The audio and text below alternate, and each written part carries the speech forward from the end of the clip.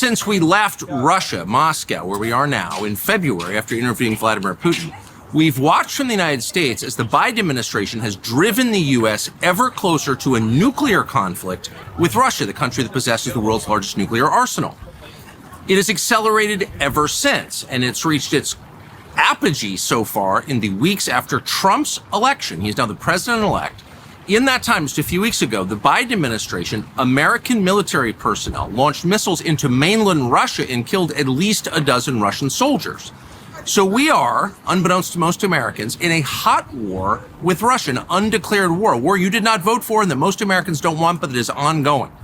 And because of that war, because of the fact that the U.S. military is killing Russians in Russia right now, we are closer to nuclear war than at any time in history. Far closer than we were during the Cuban Missile Crisis. That would mean the elimination of Russia, the United States, and most of the rest of the world.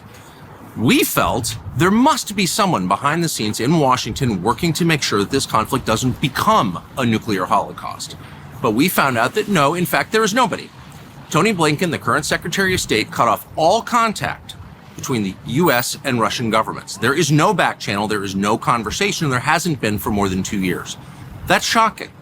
Meanwhile, most Americans have no access to any perspective other than that granted to them by NBC News and the New York Times. They don't know how close we are. They don't know the Russian perspective.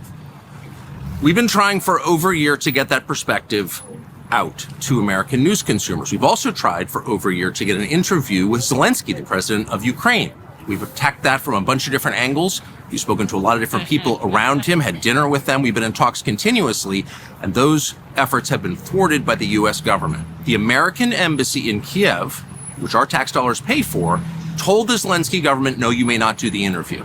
You can talk to CNN, you can't talk to us. You ever wanted to know why disinformation is so prevalent? It's not about a party, it's not about a news outlet, but it's bigger than that. It's actually the U.S. government. If you wanted to know why journalism is dying, real journalism is dying, it's because of the U.S. government. The Bible says, my people are destroyed for a lack of knowledge. And we're facing literal destruction because of a lack of knowledge, because our own government is withholding knowledge from us. Listen, this is not a time to just wait for Trump to get in office and fix everything. This is not the time to just put your trust and your hope in the Republican Party to just fix it. But this is a time to pray. Perhaps that's one of the main reasons why this information is being withheld from the American people.